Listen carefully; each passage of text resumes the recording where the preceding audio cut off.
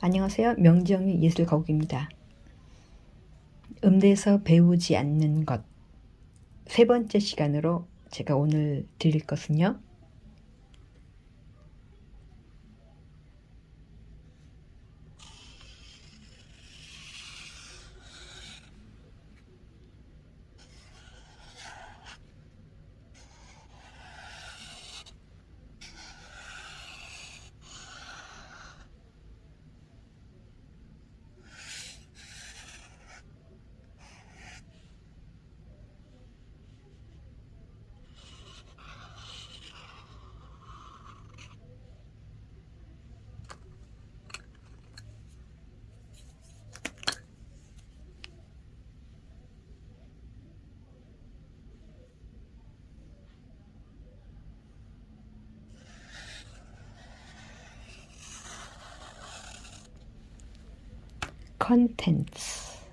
컨텐츠 아시죠? 오늘은 컨텐츠에 대해서 말씀드리겠습니다. 오래전부터 컨텐츠의 시대가 온다는 소리를 많이 들었었어요.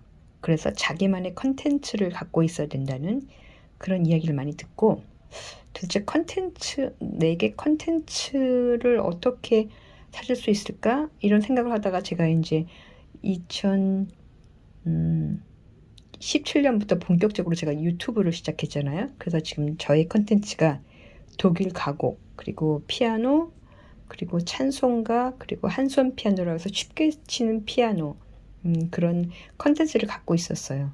그리고 최근에는 이제 음대에서 배우지 않는 것들이라는 제목을 가지고 이제 컨텐츠를 만들어서 올리고 있잖아요. 그래서 여러분에게 여러분 자신만의 컨텐츠를 만드는 법을 제가 한번 이야기해 볼까 해요. 자, 제가 이 전 시간에 사명, 그 다음에 뭐 고객, 비전, 핵심 가치 이런 걸 말씀드렸죠. 그러니까 여기서 반드시 필요한 것이 그 사명에 있어서 고객이에요. 컨텐츠가 여기서 가장 중요하게 생각해야 될 것이 첫 번째는 고객. 자, 여러분의 고객, 여러분이 영향력을 주고 또 여러분이 갖고 있는 것들을 돈을 주고 구매할 수 있고 그 가치를 인정해 줄 수 있는 사람은 어떤 사람들인가요? 저는 지금 블로그에 올리고 있는 글은 학부모를 상대로 하는 글이었고요. 그 다음에 지금 제가 유튜브에서 하는 이것은 18세에서 24세까지의 그 학생들이에요. 성악 전공, 피아노 전공. 그리고 때로는 그 성악을 취미로 하시는 분들도 계시고요. 또 음악을 좋아하는 분들, 독일어를 좋아하는 분들이 계시는 것 같아요.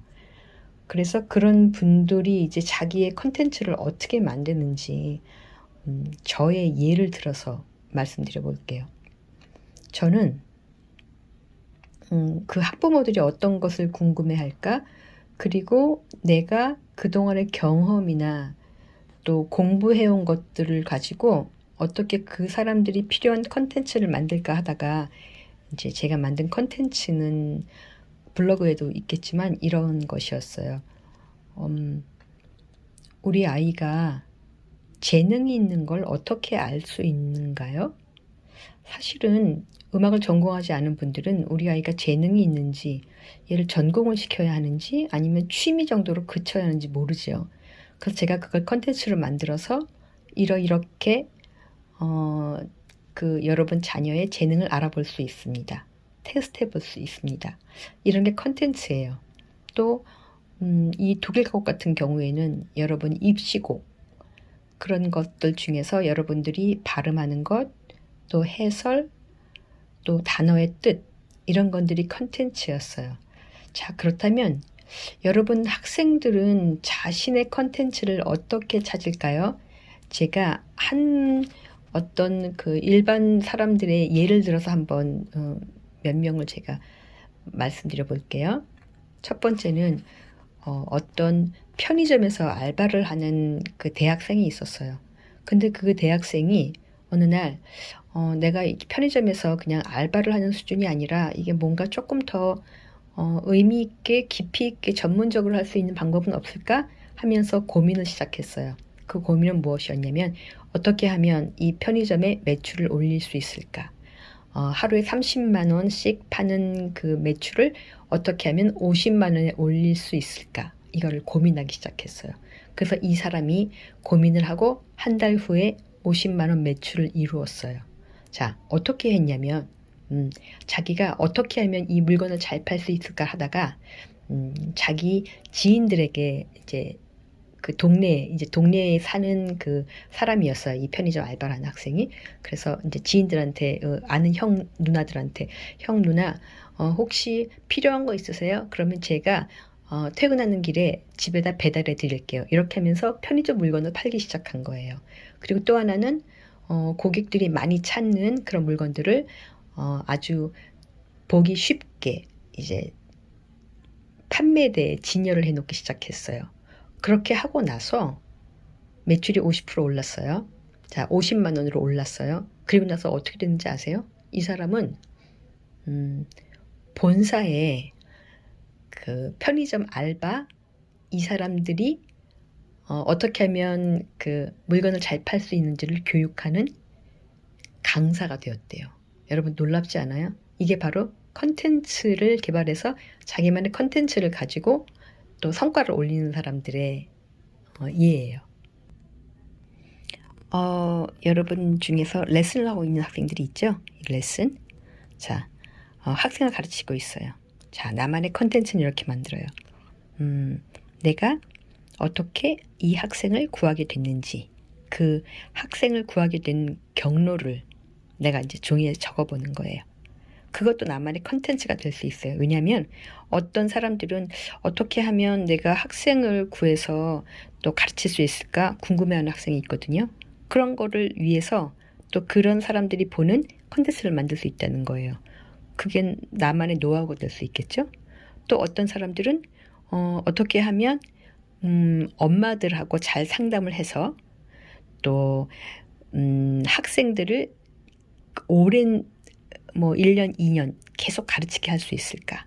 그러니까 엄마들을 상대로 하는 어떤 대화법, 그리고 그 학생들의 마음을 어떻게 하면 그 아이들이 즐겁게 또 배우고 싶게 만들까? 이것도 사실은 나만의 노하우거든요. 여러분도 혹시 그런 걸 궁금해하고 있는 사람들이 있다는 생각을 해보셨어요? 이것도 여러분의 컨텐츠가 될 수 있어요. 그리고 혹시 결혼식이나 이런 어떤 행사에 오블리를 많이 띄는 사람들이 있죠.